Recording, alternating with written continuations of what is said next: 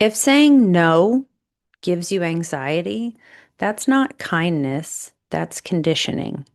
Right? Like when people pleasing feels polite, but it's really a trauma response, especially for those who grew up walking on eggshells or those who were bullied. Welcome back to the Touch My Health podcast. My name is Matt. I'm Katie. So today we're going to talk about people pleasing. And people think people pleasers are just nice, but it usually comes from fear. So fear of conflict, rejection, punishment. When you grow up abused, whether that's physical, mental, whatever that type of abuse is, your body learns that keeping everyone else happy is the safest way to stay out of danger. Yeah, and then as an adult, you confuse peace with people being pleased with you, even if you're miserable. Absolutely. I feel this personally, very much so. So getting into like the psychology of people pleasing, what that looks like. Let's first define what is people pleasing.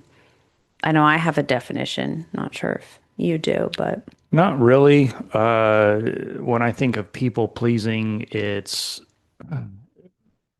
doing something or doing everything for someone or making sure that that person is taken care of at your own detriment.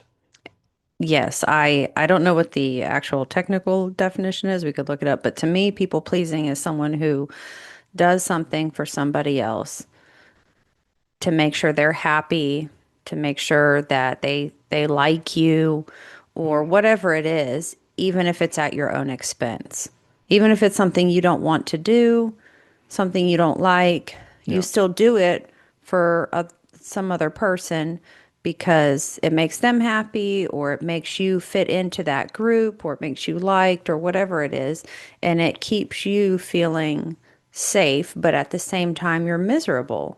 It's at your own expense because it's something you really don't even want to do or makes you feel uncomfortable. Can that be for friends, family, Anything. relationships? Yes, people pleasing comes in all areas of life. I don't think it's just related to romantic relationships. It could be family, it could be work, it can, I mean, anything. That makes sense. So why do you think survivors of abuse often become people pleasers?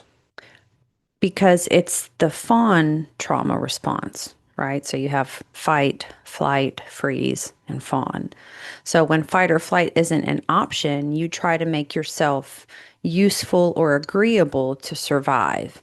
You know, if they're happy, I'm safe. Right, that makes sense. It's like emotional camouflage, Hmm. blending in to avoid being hurt Yeah, and hurt over and over again. yes. And I am a big people pleaser. I definitely am learning to not be that way, but I was for a very long time. And it was absolutely a trauma response. I said was, I mean, it still is. Mhm. I did a lot of things I didn't want to do, but it felt the safest for me to just go with it or not start conflict or, just do Where, the people pleasing. where did it come from? Well, I think it's a trauma response from I think mine started with being bullied as a kid, Okay. um, and wanting to avoid confrontation because that was my bullying was confrontation and I wanted to avoid that. Hmm. And then also I never felt like I fit in. I didn't have a large friend group. I was very reserved and quiet. I didn't want a lot of attention on myself. So I think people pleasing came out of that from the desire also to want to be liked or want to feel liked and fit in. So did things that I shouldn't have done or I didn't want to do. Um, And that started or that led to mhm. people pleasing in your marriages. Right. Well, I let people hurt me because I didn't want conflict. So, for example, knowing that a partner I'm in a relationship with is doing something that he shouldn't be doing Mhm. that's hurting me, but I won't bring it up or won't make as big of a deal out of it as I should because I don't want the confrontation and the conflict because I know it's not going to be handled in a healthy way. I know he's not going to hold himself accountable. I know he's not going to do the right thing and tell me my feelings are valid and that what he's doing is wrong. So instead, I either diminish the problem, I or I just do something to please him and to just kind of brush it under the rug at my own expense, at my own detriment. You almost overlook Hmm. some red flags or some actions Yes. because you don't want to have that conflict. Yes. Or trying to go above and beyond too, like excessive pleasing to make them try in the hopes that they won't do the same behaviors or that they'll realize that you're just this great, amazing person and you don't need to do all that. It's almost like when they're pushing away, you're pulling even harder Hmm. to get them, to see you. Yeah.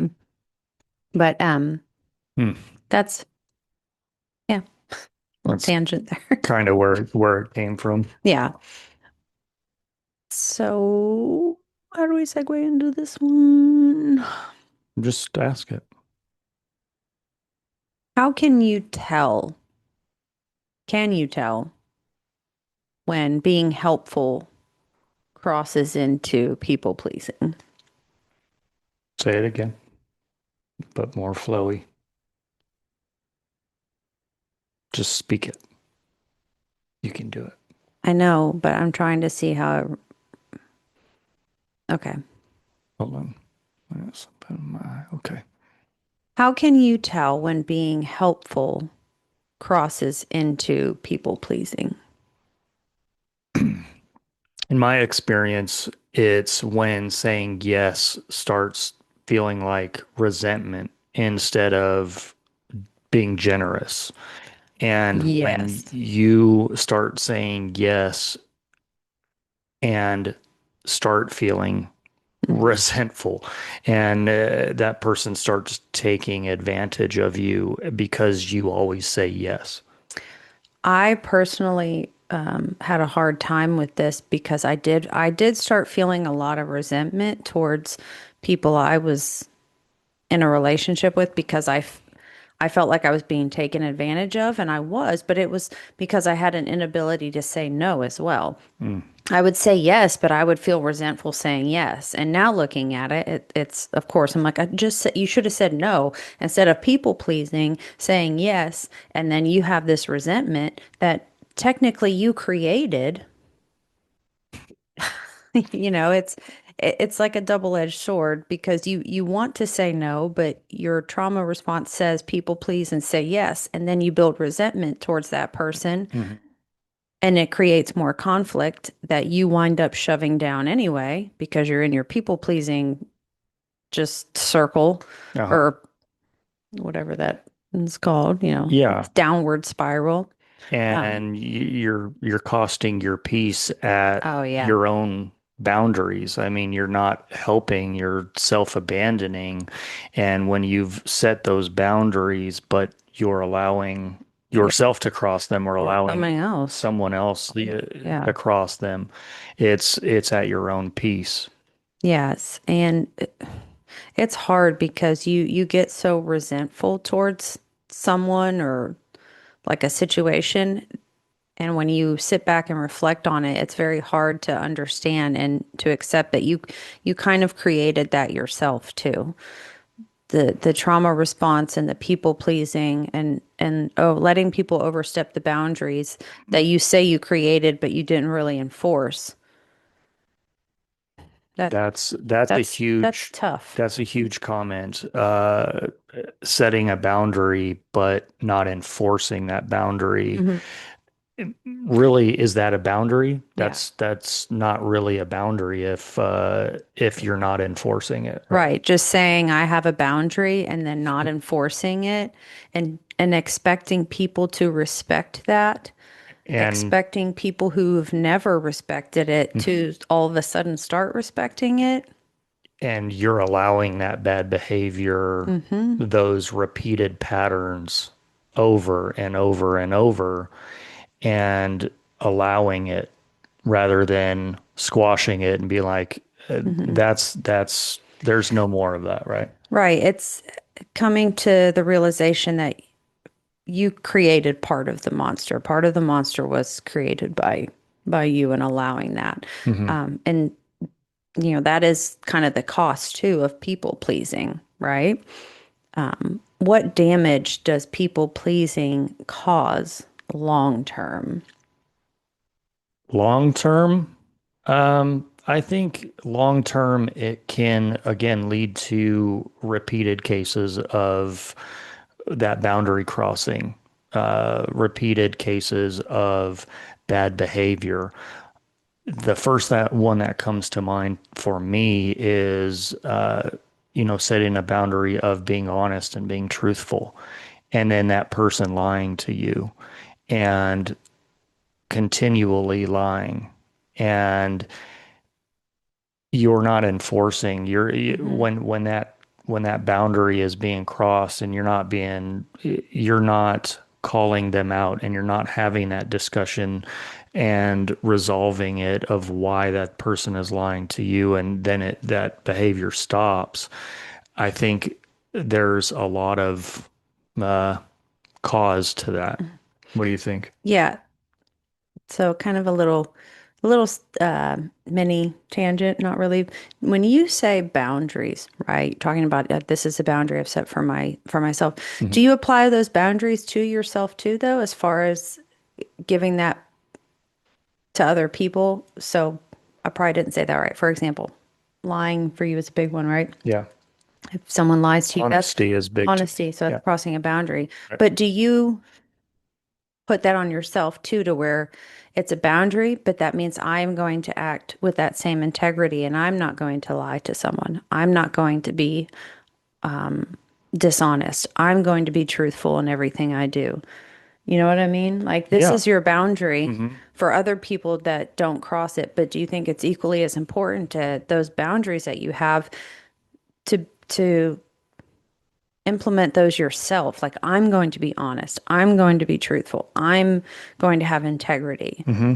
I'm not going to do X, Y, and Z, whatever. Yeah. Do you think they go hand in hand in like something that you Yeah. yourself do too think Yeah, of? absolutely. You can't have double standards. You have to adhere to your own boundary. You have to adhere to your own Hmm. standard. You can't set a boundary, we'll say honesty, but then you're lying all the Right. time. When everything comes out of your mouth is bullshit, it can't you can't be like, well, you have to tell me the truth, but I'm going to lie to you all the time. You have to set that boundary for yourself and not be crossing your own boundary, and setting yourself up for success looks like you adhering to your own boundaries and not crossing those lines. That's what I was hoping that you would say too, is like that's the double standard. That's what 100%. people, Yeah. when you think of a double standard, that's Mhm. what that is. And the whole do as I say, not as I do. It's so then to go back to the question, you lose your identity, right? Yeah. You forget what you need, what you like or believe in because everything starts revolving around keeping others comfortable. Yeah. Yeah, that makes sense 100% because when you lose your identity, you're not adhering to those standards that you set for other people. Yeah, and that's that people pleasing long term damage. Yeah, Um, 100%. It will cause so much damage to a relationship, be it friendship, a mhm. romantic, family, whatever it is, when And it's you're exhausting. it is exhausting, but when you're setting those boundaries and not keeping those boundaries set for yourself, people are going to lose interest in you and lose interest in what you're saying because You just You're a look, hypocrite. you look hypocritical. That's exactly what I was going to say. Yeah. So that was kind of a little tangent, but Yeah. And I was like, that was I had that thought and it was it a was good perfect. point. But Yeah. yeah, back to the long term people pleasing effects. It like I said, it's exhausting. It You is. know, it gets very exhausting, and you end up burning out. That resentful feeling, those resentments towards other people or situations, confused why no one ever takes care of you the way you take care of them. Yeah. You know, treating other people how you want to be treated, but then you're confused why they don't treat you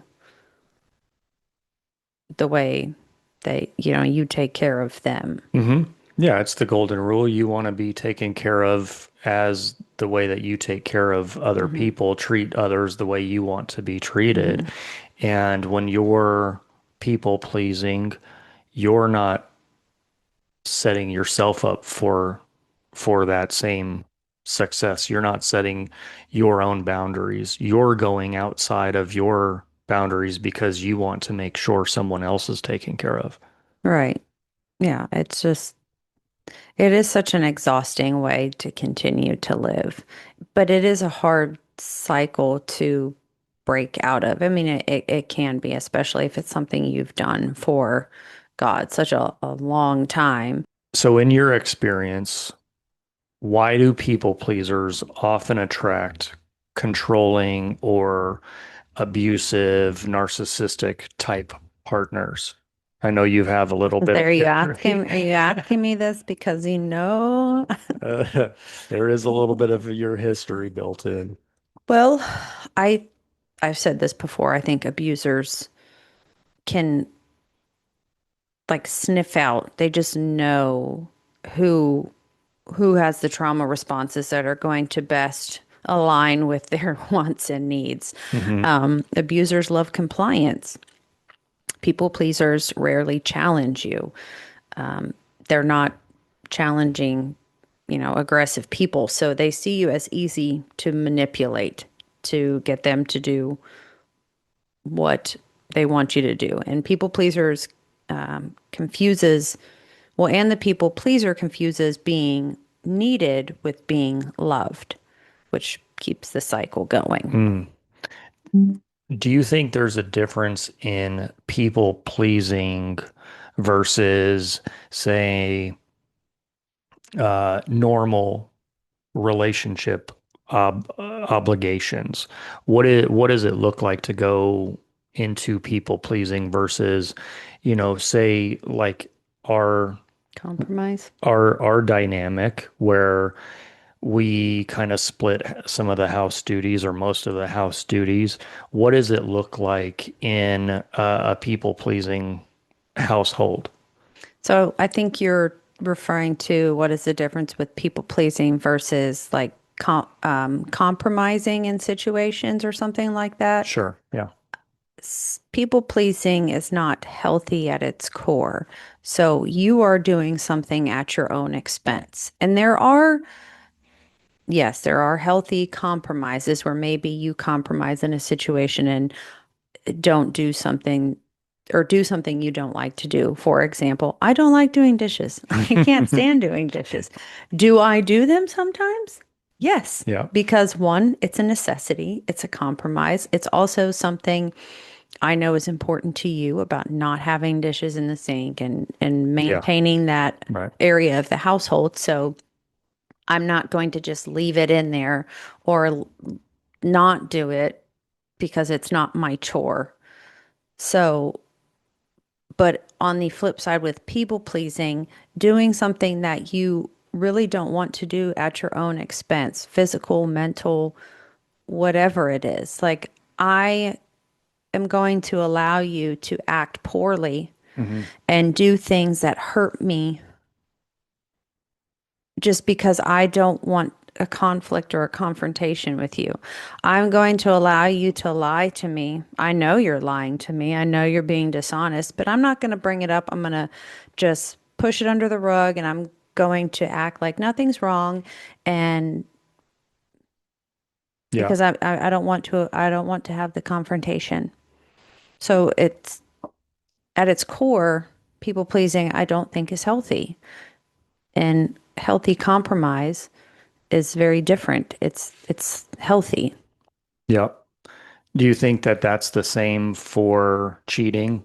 Do you think that people pleasers may overlook cheating Yeah. or infidelity? Yes. Yes, because what did we just say about people pleasers confusing being needed with being loved? So you're you have a significant other who's been unfaithful or they've cheated and they basically tell you how sorry they are and they need you and whatever, and so you just let it go. You don't make a big deal about it, Hmm. and it's all a lie. Right. But But you're dying inside, you're right. hurting, And but you're not addressing it. You don't want to keep bringing it up, or you maybe don't want to talk about it as much as you need to heal, because it will hurt them or affect them in a negative way because they've expressed, I already said I'm sorry. I already said I need you. What more do you want from me? Like, you just keep dragging it on. You're just bringing it back up. You're just creating conflict. Like, we wouldn't be having this conflict if you didn't keep bringing it up and talking about it. mm, So then you stop talking about it, even though that's what you need to heal. Because in those situations, when you do have infidelity or you do have that trust that's broken, it doesn't, just because you say sorry or we had a conversation about it one time doesn't mean it's going to go away. There may be many times that we have to talk about it because something happens, a yep. memory pops up, trigger happens, whatever, and we need to talk about it some more. And that's how healing works. That's how it happens. People pleasers will just stop talking about it because they know the other person's going to get upset or they're going to react in a negative way. And so they just keep brushing it under the rug. And I've not been not guilty of that. fully addressing Right. the Their own needs. their own needs. Hmm. And that's the person who needs it. You're the one that you broke the trust. The person that broke the trust, they need to work harder than the other person. I should not have to sit here and mitigate my own feelings and shrink how I feel and what I need to heal when you hurt me. You broke trust. That responsibility, it falls on both of us, but you hold the biggest part of that. And if I have to come talk to you 50 times, Yeah. How do you start breaking free from people pleasing? oh, therapy. No. Uh, I mean, yeah, that's true. Definitely one of them. But starting with tiny no's, starting with tiny boundaries, little things. You don't go from doormat to boundary queen overnight. You say no to small things, and your nervous system starts to learn that you can still survive the discomfort. You're not going to die. It's okay. Yeah. It might feel a little bit uncomfortable, but you start to get comfortable with feeling uncomfortable. Oh, that's a big one. And you have to remind yourself that people's reactions are not your responsibility. Hmm. It ties into one of my favorite is the let them theory. Yeah, You oh know, you yeah. have to let people be themselves, and you can only control your reactions to them and to their actions. You can only respond and expect uh, the way you feel, and letting them do do as they're going to do, but then having your own set of reactions. And I haven't read the book yet, and I have to, but I've looked up the let them theory from Mel Robbins, and it's pretty impactful. We should do that. We should get the book and read it and then have our like Have a react to it or have no, I was just thinking more me and you read it and then We could have our own little couple book club. I, Me and you read it and then we talk about it. yeah, yeah, and I think that would be huge, and the let them theory is so Relinquishing control. it's so big in relinquishing control because you can't control other people Hmm. and you can only set your own boundaries, which leads me to my next question of how do you deal with the guilt when you set a boundary? Yeah. How do you deal with that guilt? That is very common for people who are trying to overcome that people-pleasing trauma response Hmm. to deal with the guilt that they start to feel when they set boundaries. And And enforce the boundary. right. And I think how you deal with that is just first expect it, right? Expect that you are going to feel the guilt. And guilt doesn't mean you're wrong.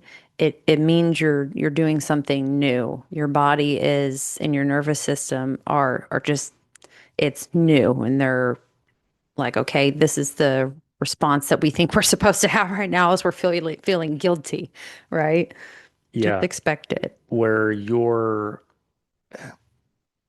going out of your comfort zone. You've been taught that your comfort comes last, Hmm. and the guilt is part of that withdrawal symptom of healing. And breaking free from that is going to have a little bit of guilt that comes along with it because it's new. You're setting these boundaries, and when you start enforcing them, you're going to get a different reaction. And in turn, you're going to feel Hmm. guilty for setting that boundary.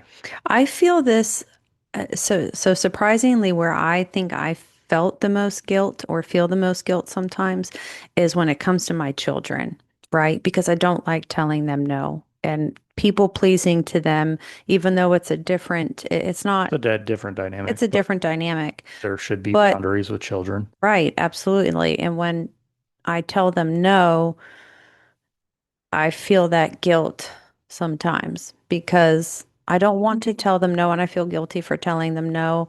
And then I sit there and have the conversation with myself of, well, I mean, do I really need to say no? Like, what's it really hurting or things like that. And you have to remember, obviously, depending on what the thing you're saying no to is that the the boundary is there for a reason or you're saying no for this reason and like the guilt, okay, expected, it's there, but it's there for a reason. It will go away, and this is what is best for my child at this time. Like thinking to myself, what I say, because that's something right now that obviously is very forefront of my mind with one of my kids. So, Yeah, no, it makes sense. It absolutely does. And I see it sometimes where uh, one or both of your children guilt trip you into once you say no, because they're they used to, they guilt trip you into you yeah. then turning around. It happened last night. Because they're used to mom saying yes. What do you mean it happened last night? Oh yeah, It okay. happened last night with the with getting food. Yeah. I said no, and then you're like, well, My baby needs to eat. uh-huh. Threw a little bit of guilt in there, and then you caved. Yeah. It's true. It when you're setting boundaries with children, you have to remember why you're setting that boundary. And Yeah. there is going to be guilt with it. But if Different it dynamic, but different yeah. dynamic for sure. Yeah. The people pleasing can certainly overlap in many different facets and different areas of life. It's Mhm. it's not just Relationship romance. secluded.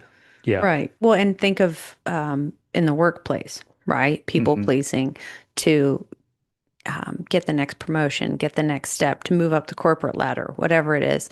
So doing things at your own expense or at the expense of your relationship with your significant other and your family. Think about Oh people yeah. who get divorced or lose relationships with their kids or family or whoever because their sole focus is climbing that ladder and achieving corporate success and they've done things that they really didn't want to do at their own expense to try to, Hmm.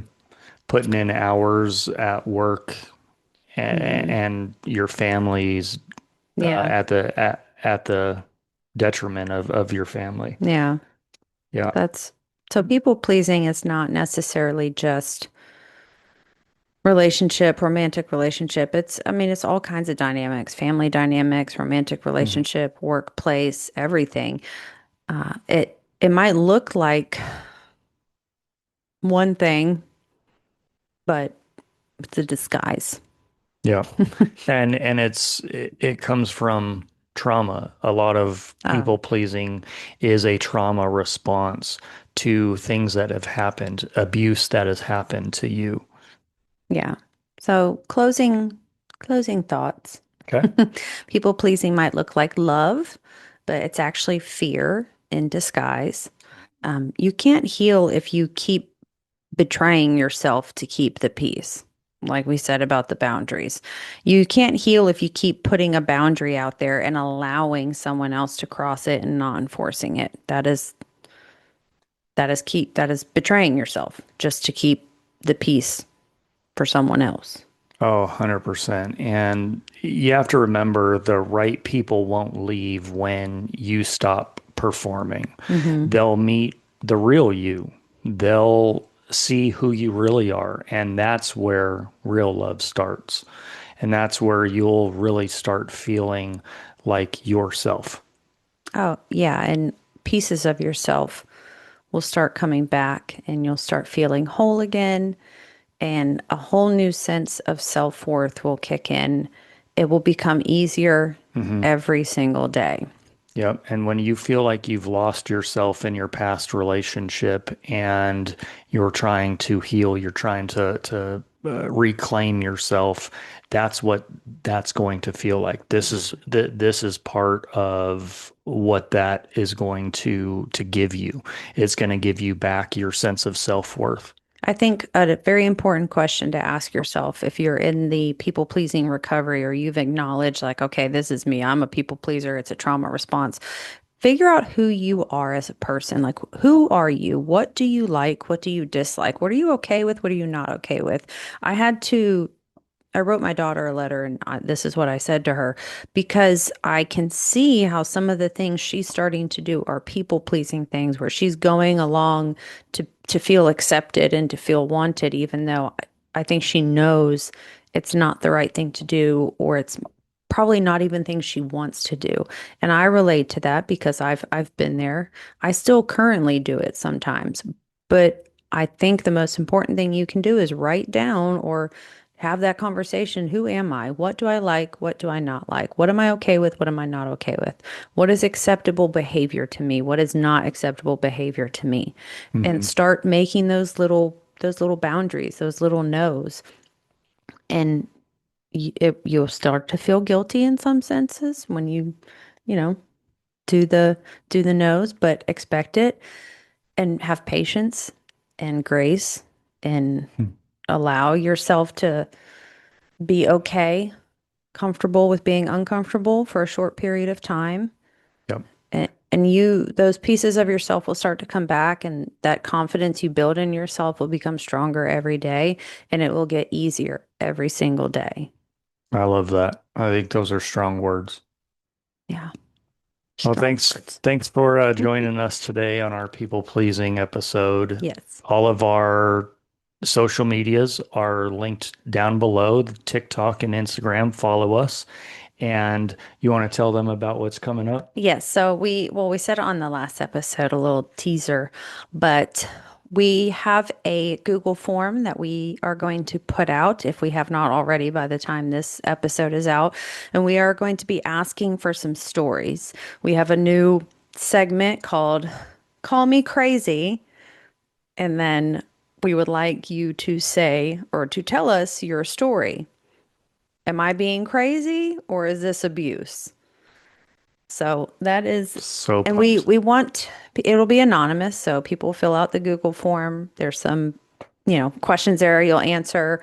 We'll get it, and then we will share the story. Like I said, anonymously. We won't put your name in there unless you specifically say, yes, I can, you can use my name. And we will read your story and then thoughts, We'll, actionable steps.